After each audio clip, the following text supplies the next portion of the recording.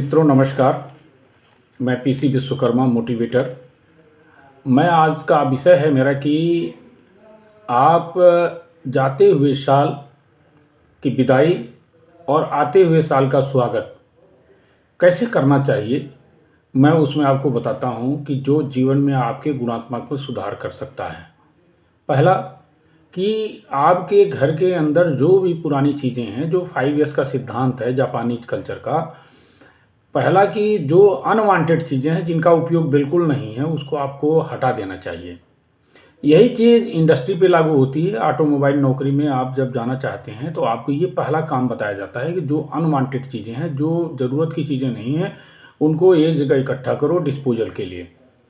और दूसरी बात ये होती है कि जो भी चीज़ें आपकी हैं, जो काम की चीज़ हैं, उनका एक स्थान निर्धारित करें और वो स्थान निर्धारित करने के बाद उनको मार्क करेंगे कि ये चीज़ें यहाँ पे होंगी। तीसरी चीज़ ये होती है कि जो चीज़ आपकी रोज़ के उपयोग की चीज़ें हैं, उसको आप चमका के रखें, साफ़-सुथरा रखें, अच्छा रखें, जिससे उपयोग करते समय आपको किसी भी प्रकार की परेशानी ना हो। इस सिद्धांत को जब आप समझ जाएँगे तो आपको भविष्य में जो ऑटोमोबाइल कंपनियों में नौकरी प्राप्त करने की विधा है, उसमें ये पूछा जाता है कि आप 5S के सिद्धांत को आप जानते हैं? मैंने आपको 3 सिद्धांत केवल बताए हैं, पहला, दूसरा और तीसरा।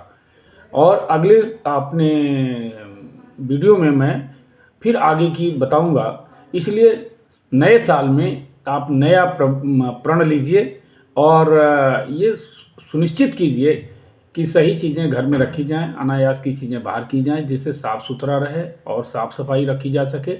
यही सिद्धांत आप अपने कारखाने में, कंपनी में जहाँ कार्य करते हैं, वहाँ पे लागू होता है। Thank you.